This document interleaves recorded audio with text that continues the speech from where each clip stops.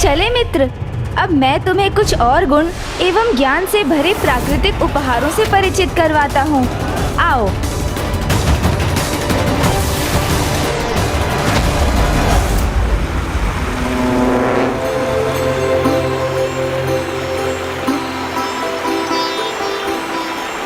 मित्र भंड कुमार, चौथा गुण तुम्हें जल से सीखना है।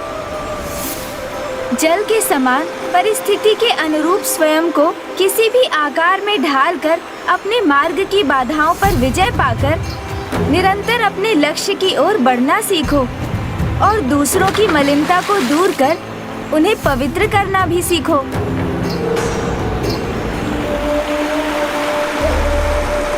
सीखूंगा, अवश्य सीखूंगा कि जैसे जल सभी स्थानों पर पहुंच सकता है तो मलिनता भी सर्वत्र फैल सकती है। आओ मित्र।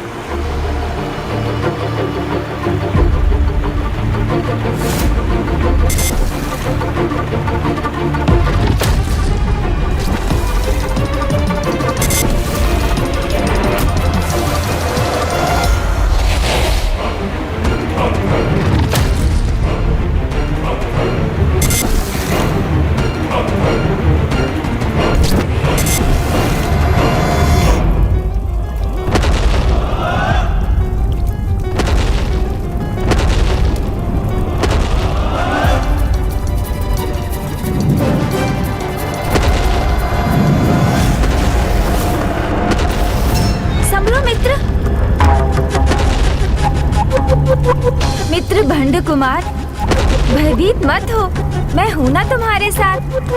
तुम्हें यहाँ अग्नि से कोई क्षति नहीं पहुँचेगी, अपितु एक महत्वपूर्ण सीख प्राप्त होगी तुम्हें। अग्नि जिसका स्पर्श करती है उसे अपनी पावन ऊर्जा से सुधार कर पवित्र बनाती है, क्योंकि जो जल में नहीं घुलता, वायु से प्रभावित नहीं होता, उसे एकमात्र अग्नि ही अपने भीतर समाहित कर नवीन रूप प्रदान कर सकती है।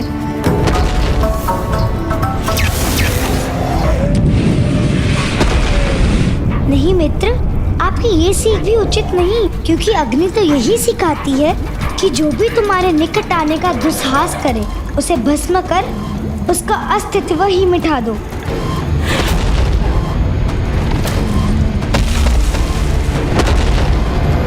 चले मित्र। चलो। मुझे आशा है कि अब तुम अच्छाई का ज्ञान प्राप्त कर अच्छाई और बुराई में भेद कर सकोगे और अपने जीवन में सदा अच्छाई का पालन करोगे। अच्छाई और हमारे महानायक? चिंता मत कीजिए मित्र, मैं आपकी सीख भली भांति समझ गया हूँ। मैं आपको वचन देता हूँ कि उन सीखों का पालन मैं अवश्य करूँगा, किंतु यदि कुछ नहीं समझ सका तो चलता है ना। और वैसे भी जब उधर भोजन से रिक्त हो तो कहाँ पूर्ण बात समझ आती है। ओह हाँ, भोजन, मैं ये कैसे भूल गया कि तुमने अभी तक तो कुछ खाया ही नहीं है।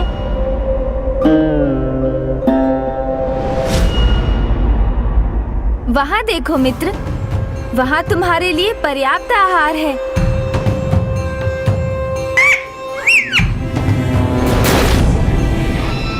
रंग कुछ हरा अवश्य है, किंतु उसका स्वाद अत्यंत उत्तम होगा।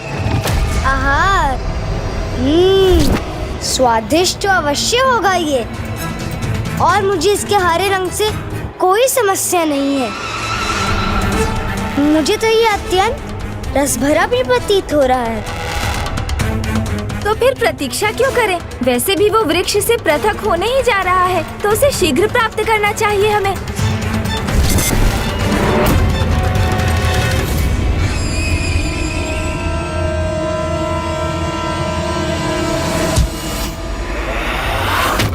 मित्र, मैंने इसे प्राप्त कर लिया।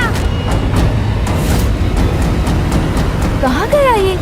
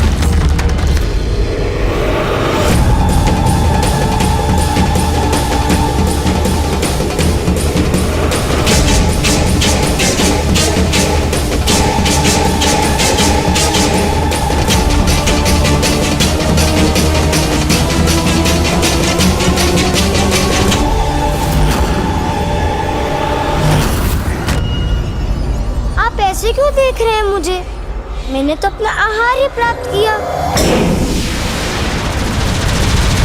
तुम्हें ज्ञात भी है तुमने क्या किया है? हाँ, मेरे द्वारा दी गई सभी सीखों के विरुद्ध जाकर निर्दयता से एक निर्दोष जीव की हत्या कर उसे निगल लिया तुमने। ये क्या किया तुमने भंड कुमार? आप मुझसे क्रोधित क्यों हो रहे हैं मित्र? जैसे आपको ये हरे और लाल आम के फल भाते हैं, वैसे ही मुझे वो हरे और लाल पक्षी तो चलता है ना? नहीं, नहीं चलता है। ऐसे निर्दोष जीव की हत्या करना सर्वथा पाप है। किंतु आपने ही तो सीख दी थी कि मैं इस अनंत ब्रह्मांड का भाग हूँ, और उसी प्रकार इसमें जो भी है वो मेरा भाग है, सब एक ही है। तो यदि मैंने उस पक्षी को अपना आहार बना लिया तो क्या बुरा किया? अपने ही एक भाग का भोजन किया मैंने। वो पक्षी ब्रह्मांड का एक सजीव भाग था, उसका एक स्वतंत्र जीवन था, और ऐसे निर्दोष जीव की हत्या पाप है। तुमने अभी मुझे वचन दिया था कि तुम मात्र अच्छाई के पथ पर चलोगे, और अभी ऐसा घोर पाप करने में तुम्हें तनिक भी संकोच नहीं हुआ। ये कैसा व्यवहार है तुम्हारा भंड कुमार? किंतु इसमें क्या दोष है मेरा मित्र? आपने तो मात्र इतना ही बताया था अच्छाई क्या होती है, पाप क्या होता है, उसका ज्ञान कहाँ दिया आपने? तो फिर ध्यान से सुनो, धर्म के जो भी विरुद्ध है वो पाप है। फिर वो वचन भंग करना हो अथवा एक निर्दोष पक्षी का वध हो, और ऐसे पाप करने वाले का मित्र मैं कदापि नहीं बन सकता।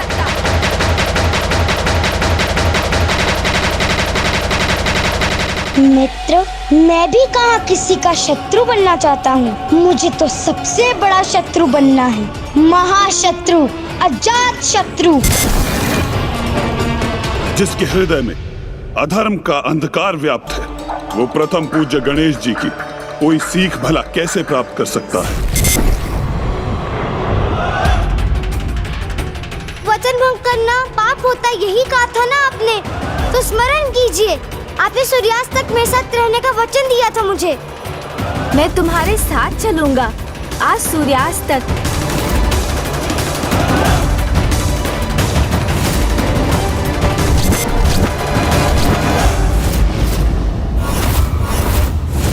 आपने सत्य ही कहा था स्वामी।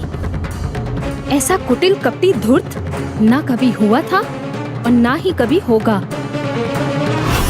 अब बहुत अज्ञानी हूँ ना मैं, इसलिए मुझसे ये पाप हो गया। किंतु आप ही बताइए, यदि आपके मित्र को सबको धीरे धीरे समझ आता है तो क्या आप उसका त्याग कर देंगे? उस पाप से बचने का क्या उपाय है, ये नहीं समझाएंगे उसे?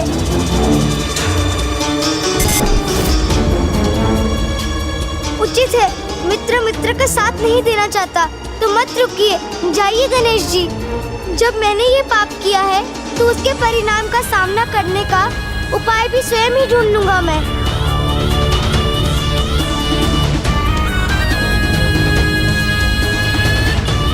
पाप का फल दंड होता है, दंड होता है।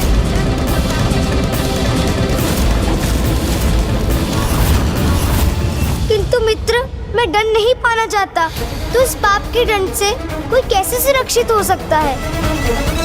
बताइए ना मित्र। उसका तो एक ही उपाय है, पाप का प्रायश्चित। प्रायश्चित?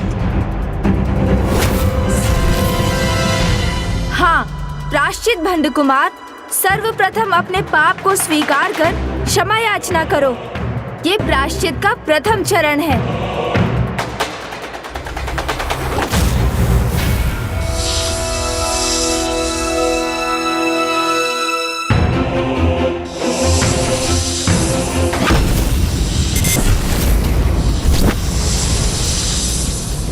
अर्थात यदि किसी से पाप हो गया हो, अपनी भूल स्वीकार कर क्षमा मांगकर उसका प्रायश्चित कर ले तो वो दंड का भागी नहीं बनता। हाँ, भूल स्वीकार कर क्षमा याचना करने से दंड नहीं, क्षमा दान प्राप्त होता है।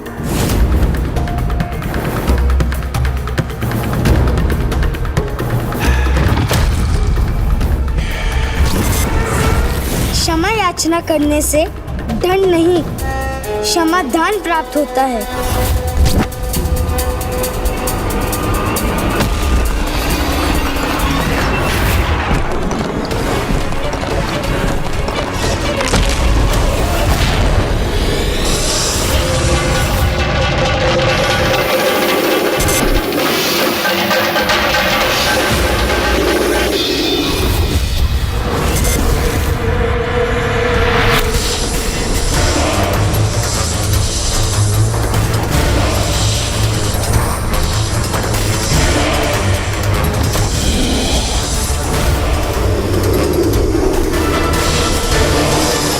क्षमा नागदेव, क्षमा, मुझसे भूल हुई है।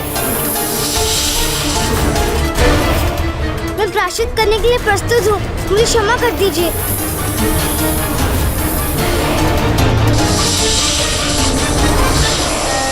मुझे विश्वास नहीं हो रहा कि मेरी प्रत्येक सीख का अनुचित अर्थ ही निकाल लेता है। कदाचित इस भंड कुमार को सुधारने का प्रयास करना मेरी भूल थी। मित्र, मेरी विचार से भूल मुझसे नहीं, आपसे हुई है। देखिए, मैं तो क्षमा याचना कर रहा हूँ, फिर भी ये नाग मुझे क्षमा करने के लिए तैयार नहीं। ये तो क्रोध से फुफकार रहा है मुझ पर। इसकी दुष्टता की कोई सीमा भी है अथवा नहीं। अच्छा रुकिए, मैं एक बार और क्षमा याचना करता हूँ। मुझे बोध बालक से भूल होगी नागदेव, इसलिए शांत हो जाइए। मैं तो मात्र एक नहीं देखना चाहता था, जो शिक्षा मेरे मित्र गणेश जी ने दी है वो उचित है या नहीं। कृपया करके मुझे क्षमा कर दीजिए।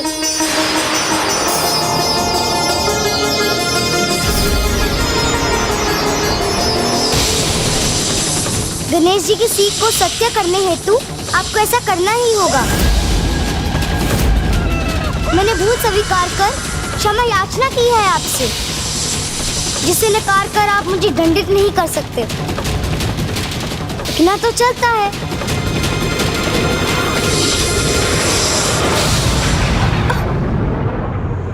गणेश जी की सीख को सत्य करने गणेश जी की सीख को सत्य करना ही होगा। आपको ऐसा करना ही होगा।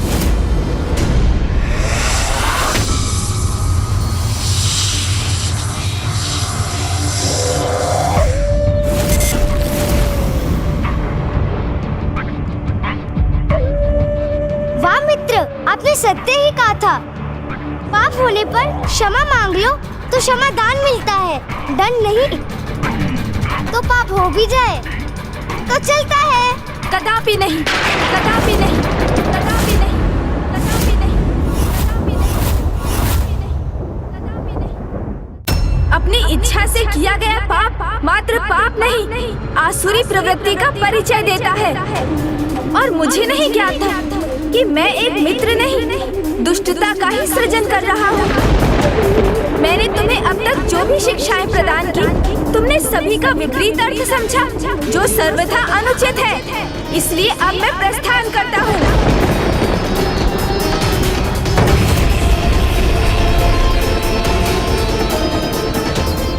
रुक जाइए गणेश जी, आप मुझे ऐसे त्याग कर मत जाइए। मैं वही सीख रहा हूँ जो मैं समझ पा रहा हूँ। मैं एक ही दिवस में सब कुछ कैसे सीख सकता हूँ? कुछ भूल तो चलती है ना। मित्र, आपके भी तो जीवन के आरंभ में आपसे भी तो कोई भूल हुई होगी। वस्त्र के स्थान पर पशु चर्म से अपना तन ढकते हैं। रहने के लिए कोई घर नहीं। नाम पूछो तो कहते हैं सभी नाम मेरे हैं। अब ऐसी बात करने वाले को बेरुपया नहीं तो और क्या कहूँ? और क्या कहूँ? और क्या कहूँ?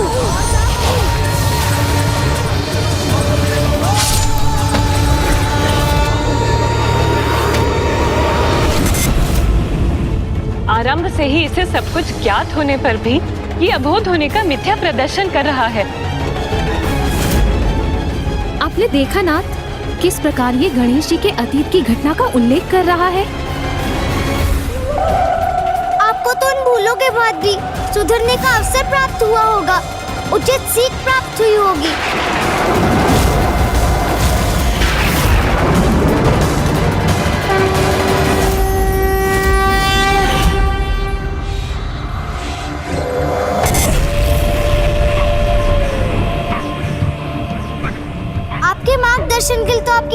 थी, आपके पिताश्री थे, आपका परिवार था और ग्रह था, और आपके लिए सीखना समझना कठिन कहाँ रहा होगा।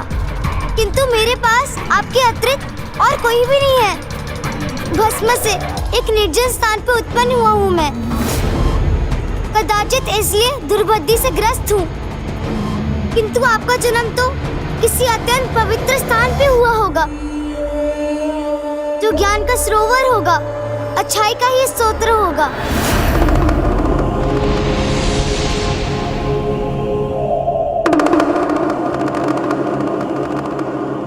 उचित कहते हो तुम। जहाँ ज्ञान की गंगा बहती है, जो ब्रह्मांड के सभी स्थानों में सर्वाधिक पवित्र स्थान है, जहाँ मेरे पिता का निवास है, मेरा निवास है, कदाचित वहीं जाकर तुम्हें सुबुद्धि प्राप्त होगी।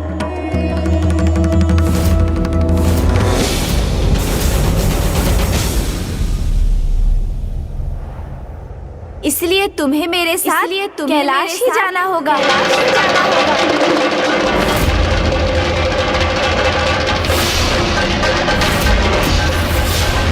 धन्यवाद मित्र, धन्यवाद।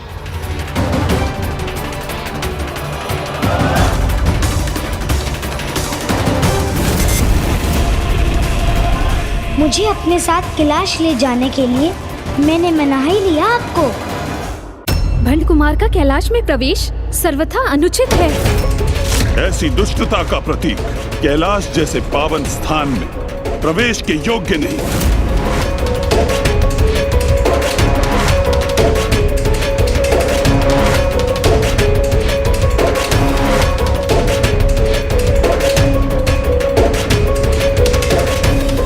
रुको भंड कुमार,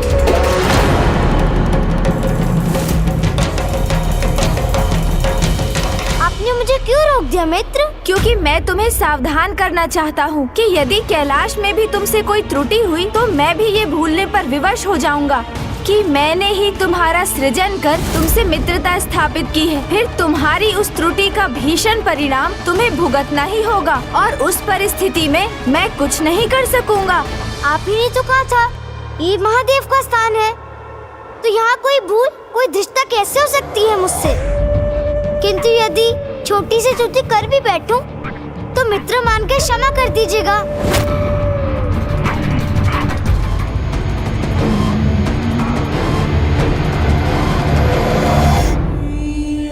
उचित है, उचित है। मैं आपको वचन देता हूँ, यहाँ मैं अत्यंत सावधान रहूंगा। मैं कोई भूल नहीं करूंगा। अब तो चलिए। अवश्य।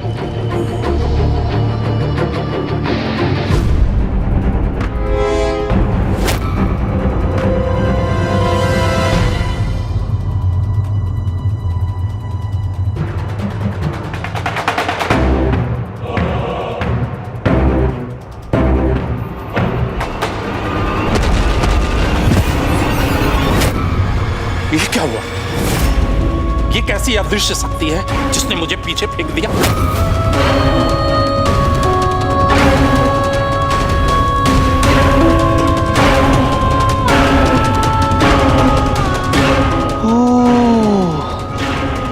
हमारे असुर महानायक वहां प्रवेश करने में इसलिए सफल हुए क्योंकि वे स्वयं गणेश जी के साथ थे। किंतु उस पवित्र सकारात्मक ऊर्जा से परिपूर्ण कैलाश में प्रवेश करने का अवसर हमें कहाँ प्राप्त होगा? उस कैलाश में हमारा प्रवेश तो वर्जित है। हम तीनों को तो यहीं रहकर प्रतीक्षा करनी होगी। तो तुम मेरे आहत होने की प्रतीक्षा कर रहे थे, पूर्व में सूचित नहीं कर सकते थे?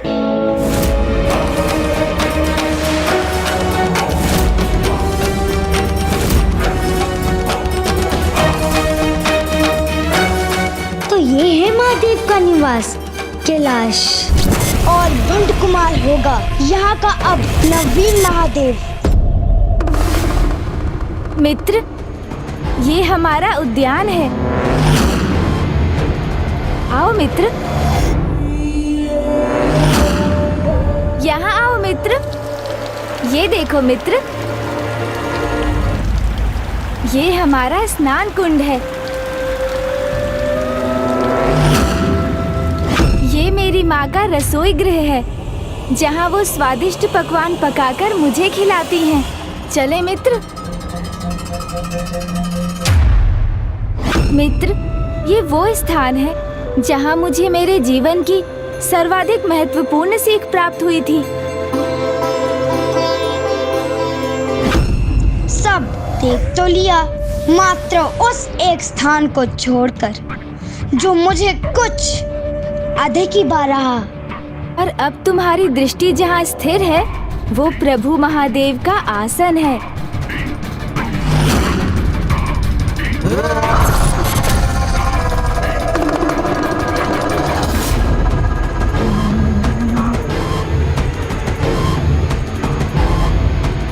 ये पिताश्री का ध्यान स्थल है।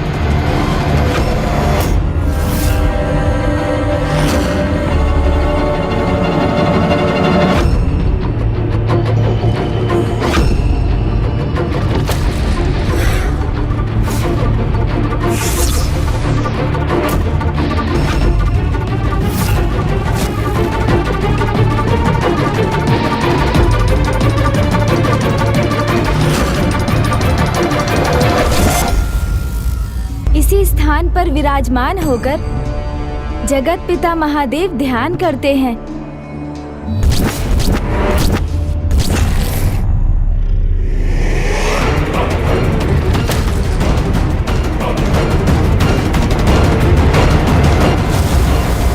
इस स्थान की महिमा तो अपार है, क्योंकि यही संपूर्ण सृष्टि की समस्त शक्ति का केंद्र है।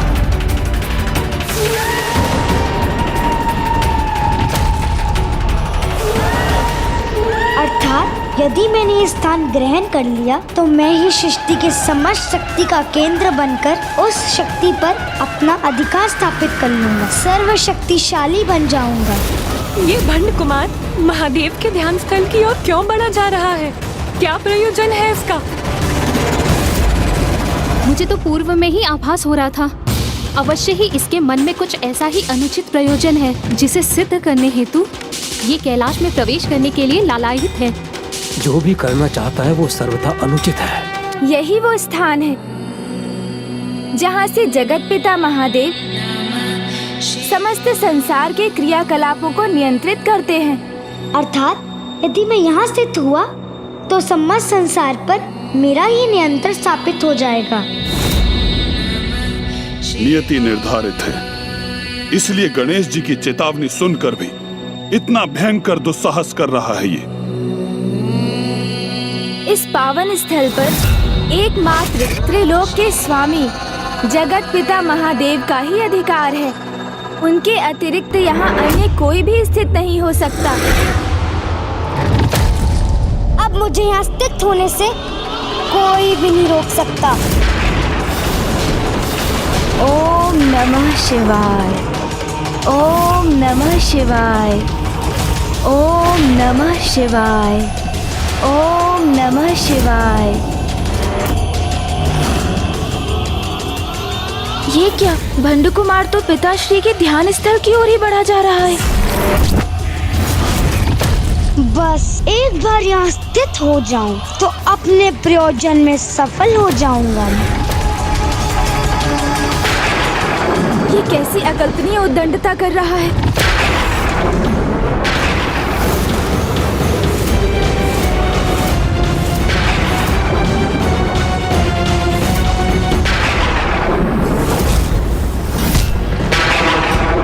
भंड कुमार, भंड कुमार।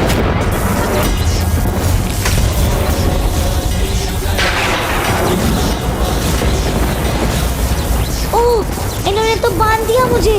भंड कुमार, दूर हटो वहाँ से।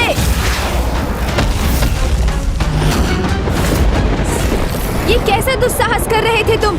मैंने स्पष्ट कहा था ना, वो प्रभु महादेव का ध्यान स्थल है, जहाँ से वो संपूर्ण सृष्टि के हित को निर्धारित करते हैं, जहाँ अन्य किसी को स्थित होने का कोई अधिकार नहीं। ये तुमने सुना नहीं क्या? सुना था, अवश्य सुना था मित्र, किंतु इस विशेष स्थान का सम्मोहन मुझे यहाँ खींच लाया और अब यहाँ पहुँच गया हूँ, तो मुझे अब मत रोकिए। मात्र एक पल के लिए मुझे यहाँ स्थित होने दीजिए। इतना तो चलता है, इतना तो चलता है।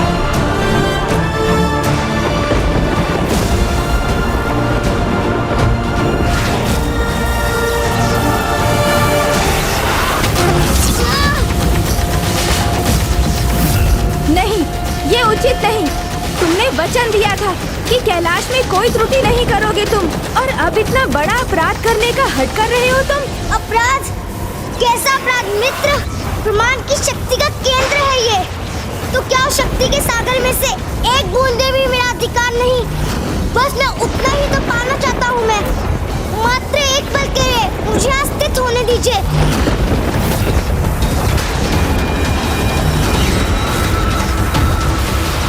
बस किसी प्रकार एक बार पहुँच जाऊँ वहाँ।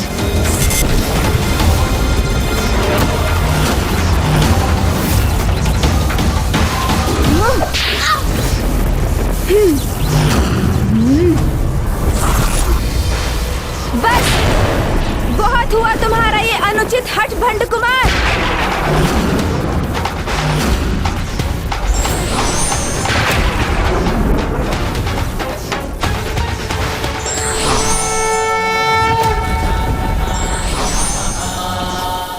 ये तो क्रोधित हो गए, कहीं अपनी शक्ति से मुझे आहत न कर दे। तुम्हारा सृजन कर बहुत बड़ी भूल हुई मुझसे।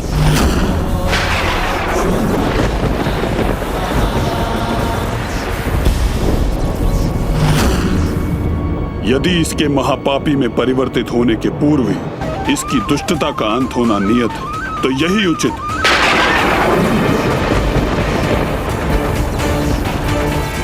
भंड कुमार का सृजन कर, जो भूल गणेश से हुई है।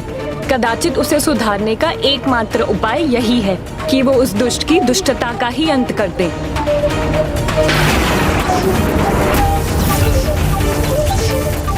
इसके पूर्व ही पुनः अपने कपट जाल का प्रयोग कर अपनी रक्षा करने में सफल हो गणेश जी को उसकी उद्दंडता का उचित दंड देना चाहिए। कैसे करूं? अब अपनी रक्षा कैसे करूं? सर्वप्रथम अपने पापों को स्वीकार कर उसका प्रायश्चित करो। ये प्रायश्चित का प्रथम चरण है। सूझ गई, इसकी युक्ति सूझ गई मुझे। क्षमा मित्र, क्षमा।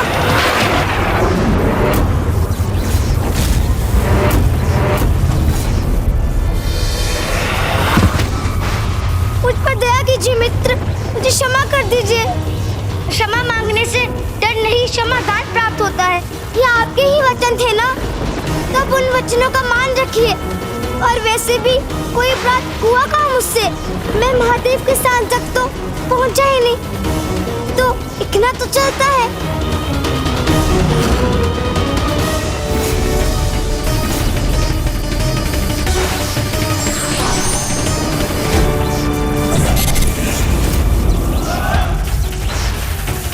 हाँ, उचित है। क्षमा तो आपको करना ही था इस तुझ जैसी भूल के लिए। अर्थात मात्र महादेव के स्थान पर स्थित होने का प्रयास करने के लिए मृत्यु दंड जैसा भयंकर दंड अधिक हो जाता ना, इतना तो चलता।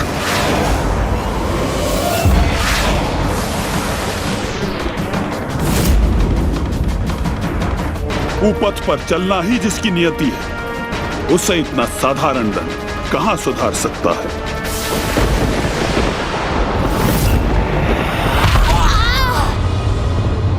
हमारी महानायक की इस अवस्था में तो क्या गणेश जी ने उन्हें कैलाश से बाहर उछाल दिया? अर्थात वे जिस प्रयोजन से कैलाश के भीतर गए थे उसमें असफल हो गए। ये समय उनकी अवस्था पर विचार करने का नहीं, उनकी सहायता करने का है। चलो जल्दी चलो।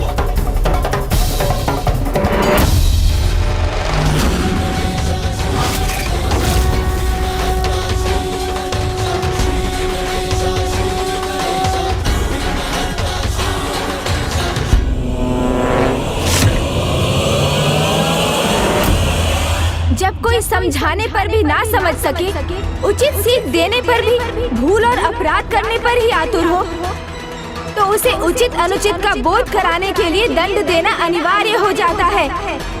और मुझे आशा है कि मेरे इस दंड से तुम समझ गए होगे कि तुम कितनी बड़ी भूल करने जा रहे थे। अभी तो यही उचित होगा कि मैं इनकी बात स्वीकार कर इनका क्रोध शांत करूं। चलता है। मित्र, दंड तो दे दिया आपने मित्र, उचित है, किंतु अब मेरी सहायता कीजिए, अपने इस मित्र पर दया कीजिए मित्र, दया कीजिए। मित्र? मुझे तो ऐसा मित्र चाहिए था जो किसी भी परिस्थिति में मेरा साथ ना छोड़े, मेरे हृदय की प्रत्येक बात को सुने, समझे, मुझे एकाकीपन का आभास भी ना होने दे, मेरी भावनाओं का आदर करे, कभी मेरा विश्वास ना भंग करे। इसलिए मित्र रूप में तुम्हारा सृजन किया था मैंने, किंतु मुझे कहाँ ज्ञात था कि मैं जिसकी रचना कर रहा हूँ वो मेरी मित्रता के सर्वथा अयोग्य, मात्र एक महादुष्ट, महापापी है। हाँ, ऐसा महापापी जिसे अच्छाई बुराई, उचित अनुचित की सीख दी मैंने, किंतु फिर भी वो अपने छल कपट और अपनी बुराई पर ही स्थिर रहा। तुम्हारा सृजन कर बहुत बड़ी भूल हुई है मुझसे। नहीं मित्र, ऐसा नहीं है।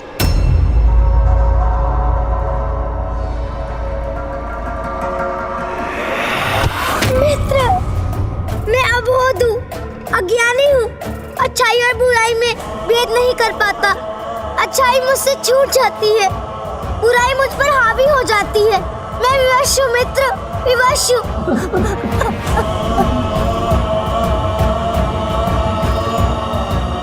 भूल आपसे नहीं, मुझसे हुई है मित्र। अब एक ही उपाय शेष है, आप मुझे मिटा दीजिए, आप मुझे मिटा दीजिए, आप मुझे मिटा दीजिए। किंतु फिर आप अपने मित्र के साथ से वंचित हो जाएंगे, ये तो और भी दुखद है।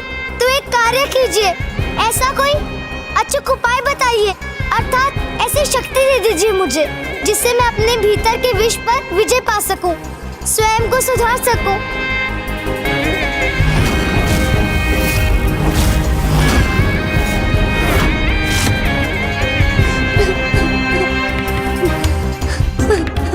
तुम्हें वास्तव में अपने किए पर ग्लानि है? हाँ मित्र, ग्लानि तो है, विश्वास कीजिए। मैं कपटी कुटिल नहीं रहना चाहता हूँ, मुक्त होना चाहता हूँ अपनी दुष्टता से। तो उसका एक ही उपाय है,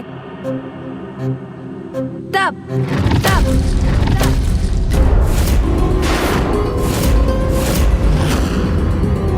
तप, तप अर्थात तपस्या, जिससे प्राप्त तपोबल की पवित्र अग्नि तुम्हारी दुष्टता का नाश कर तुम्हारे भीतर अच्छाई को जागृत करेगी। किंतु तुम्हारी तपस्या तभी सार्थक होगी जब तुम वास्तव में अच्छाई के पथ पर अग्रसर होने के लिए प्रेरित होगे।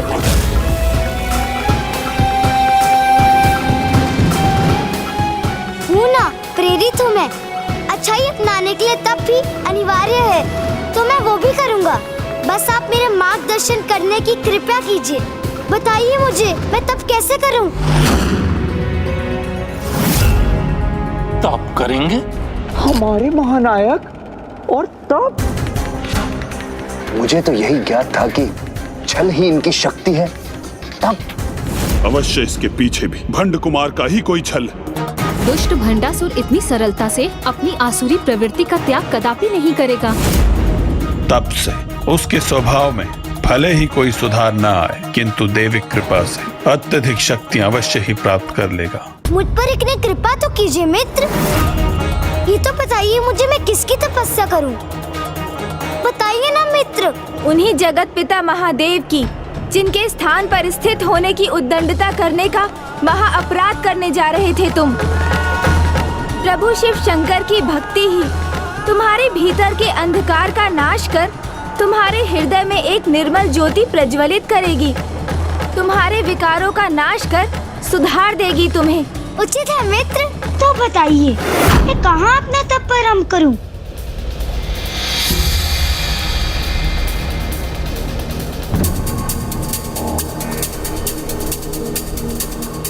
मित्र, ये किस स्थान पर ले आए आप मुझे? न भी वृक्षों की छाया है, न कोमल धूप, और इतनी ऊंचाई पर शीत का भीषण प्रकोप है। भंड कुमार, स्मरण करो, क्या कहा था मैंने? तप के लिए सुविधा से अधिक एकांत अनिवार्य है। हाँ, पुनः भूल हुई है मुझसे, सह लूंगा। मैं इस असुविधा को भी सह लूंगा, किंतु किस मुद्रा में करूं अपनी तपस्या? हाँ, ऐसे भूमि पर स्थित होकर, खड़े होकर, अथवा इस प्रकार एक पांव पर खड़े होकर मैं हाथों के बल भी खड़ा हो सकता हूँ।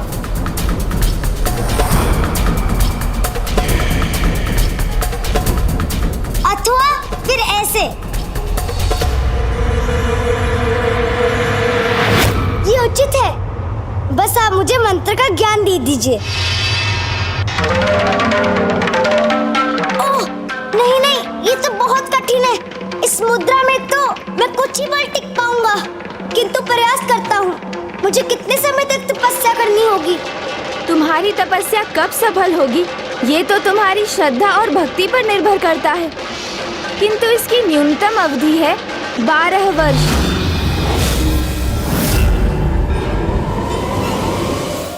12 वर्ष? ये तो बहुत कठिन है। हाँ भंड कुमार, कठिनाई का सामना किए बिना सफलता प्राप्त नहीं होती। पूजा साधना तो उस श्रमिक के श्रम से भी अधिक कठिन होती है जो प्रतिदिन दिवस भर भार उठाने का कार्य करता है। मंदिर में जो पुजारी प्रतिदिन पूजा करते हैं, उनकी उस पूजा में भी अपार आत्मबल और शक्ति की आवश्यकता होती है। शारीरिक शक्ति, जिससे पूजा करते समय वो उचित मुद्रा धारण करने हेतु अपनी रीढ़ को सीधा रख सके। धैर्य शक्ति, जिससे धीरज धरकर वो एक स्थान पर स्थिर रह सके। श्रद्धा शक्ति, जिससे वो प्रभु के प्रति पूर्ण निष्ठा से पूजा करने में सक्षम हो। और आत्म शक्ति, जिससे वो पूजा के फल को ग्रहण कर सके। इसलिए तपस्या का पथ सरल कदापि नहीं। जब भस्म रूप में था तब भी कभी स्थित नहीं रह पाया। तब तो बड़ा दुर्भाग्य है मेरा। चाहकर भी कैसे सुधारूं स्वयं को, कैसे करूं प्रायश्चित? 12 वर्ष तक रीढ़ को सीधे रखकर सिर रहने की शक्ति कहाँ है मुझ में?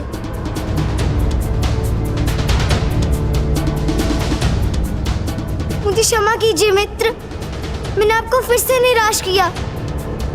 और सहायता लूं तो किससे लूं? आपने शरीर दिया, प्राण दिए, जीवन की उचित सीख दी, और मैंने आपका ही विश्वास भंग कर दिया। अब मैं किस मुख से आपसे सहायता मांगू? क्या करूं मैं? अपनी भूल का आभास हो रहा है इसे। आप ही है जो मुझे शक्ति देकर मेरे इस विघ्न को दूर कर सकते थे, और अब आप भी ऐसा क्यों करेंगे? तो कदाचित सुधरना मेरे भाग्य में ही नहीं।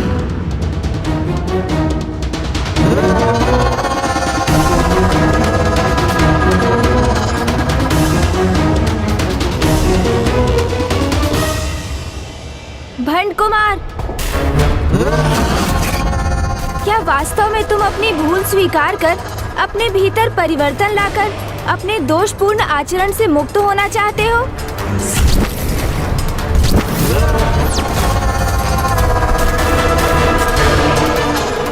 हाँ मित्र, मैं आपको विश्वास दिलाता हूँ। सदा आपकी सीखों पर चलकर उचित मार्ग का चुनाव करना चाहता हूँ। आपके मित्र होने के योग्य बनना चाहता हूँ। हमारे महानायक भंड कुमार अवश्य अपने किसी छल से पुनः इनका विश्वास प्राप्त करने में सफल होंगे।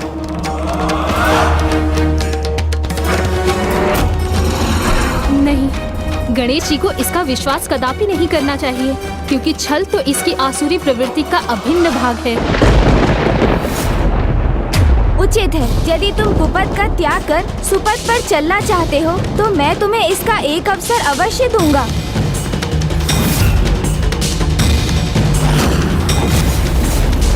तप संपन्न करने के लिए जिन शक्तियों की तुम्हें आवश्यकता है, मैं वो शक्तियाँ तुम्हें प्रदान करूंगा।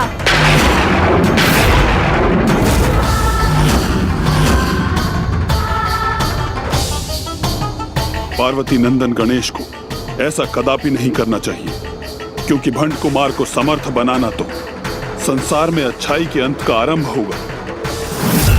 भंड कुमार एक भयंकर असुर भंडासुर में परिवर्तित होगा।